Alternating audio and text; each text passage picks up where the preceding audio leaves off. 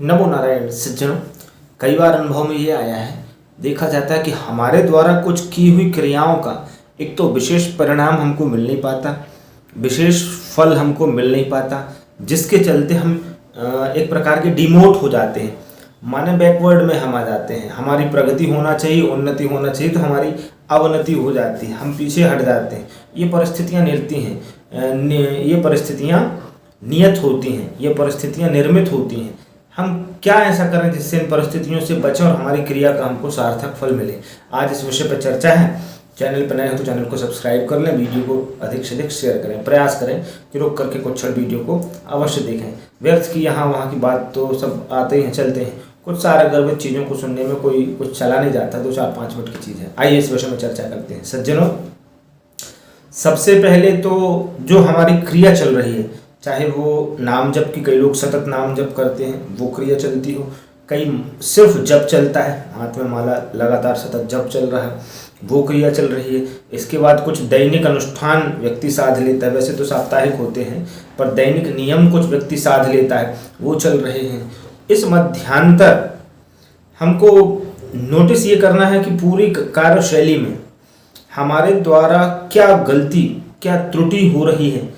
क्या नाम जब उच्चारण सही से नहीं हो पा रहा है, क्या क्रिया में हम जल्दबाजी कर रहे हैं। आजकल शीघ्रता बड़ी होती है, रात में फोटो में 2-2 घंटे निकाल देंगे, 3-3, 4-4 घंटे निकाल देंगे, फोटो सेरेमनी नाम दे देंगे और पंडित जी से कहेंगे जल्दी भावर कर दो। मतलब शीघ्रता एक चल रही है जिसका दुष्परिणाम समझ में आ रहा है। हमको इन चीज़ों से बचना है। एक तो जल्दबाजी नहीं करना, पहली बात।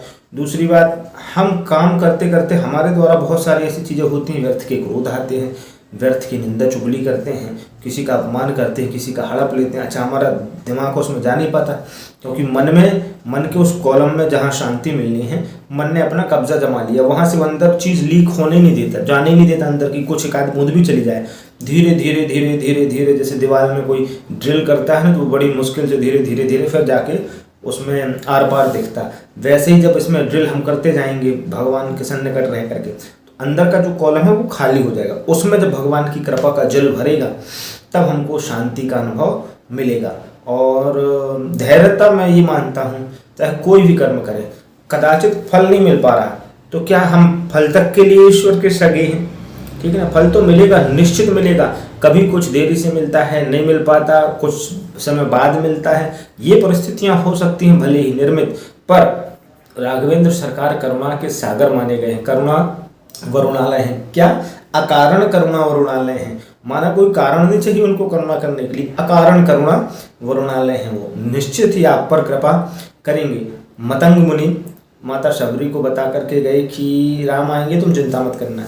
तो गुरु के वचन प्रतीत न जेहि, गुरु के शब्द जिसको प्रतीत नहीं लगते, प्रीति नहीं लगती गुरु के शब्द में जिसको नहीं होती, महाराज सपने हूँ सुगम न सुख सुधिते ही, उसको सपने में भी सुख नहीं मिलता। कोई मार्गदर्शक तो होना चाहिए ना, तो वो गुरु होता है। नाम जब सतत करते हैं तो उसमें मर्यादाएं बड़ी हैं महाराज। मैं तो ये मानता हूँ बहुत सारी जो रेगुलरिटी होती है जिस काम में, दैनिक क्रियाएं, घर के पूजन पाठ इत्यादि चलता है, तो कुछ क्रियाएं ऐसी होती हैं जिसमें हमारी रेगुलरिटी मान लो कदाचित हो भी गई, पर उस क्रिया के मध्य में हमारे साथ कुछ और क्रियाएं जुड़ जाती हैं। इसीलिए तो पहले एक चीज़ सुनी होगी शायद आप सबने कि साप्ताहिक जो अनुष्ठान होता है, बड़ी शुद्धता और बड़ी धैर्यता रखनी पड़ती है, बड़े नियमों में बंधना पड़ता है, और कुछ घरेलू उपवास होते हैं, उनकी मर्यादाएं हैं। वो इसीलिए हैं कि कम से कम जितने देर हम उस उपवास में, उस पूजन में, उस अनुष्ठान में, उस व्रत में, उस नियम में हम ईश्वर के पास रहें, तो हम यहाँ की शुद्धि बरकरार रखें। कारण ये था कि आहार शुद्धि जो होती है उसमें अशुद्धता आएगी तो मन वैसे ही मलिन हो जाएगा, गंदी वातावरण आएंगे तो मन वैसे ही मलिन हो जाएगा।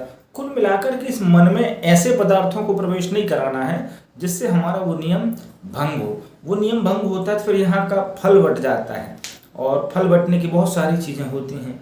जैसे कि एक सबसे बड़ी बात है, मेरे अनुभव की भी बात है, अनुभव में भी आई कि हम एक क्रिया से किसी ऐसे जुड़े हैं, मान लो उससे हम कुछ मांगे मत। सच्चाई यही है, जब आएगा तो एक चीज़ तो मांगेंगे नहीं। मांगने के लिए संसार में जहाँ नज़र जाएगी लगता है ये भी मिल जाए, वो मिल जाए, तो संकल्प बट के आएगा। जैसे छन्नी से रेत या आटा चालते हैं ना, एक जगह से कभी नहीं गिरता, वो बट करके आता है, धीरे धीरे अलग अलग हिस्से में गिरता है, सराउंडिंग पूरा एक बना लेता है, एरिया कैप्चर करता है। तो वैसे ही हमारा फल होता है क्रिया का।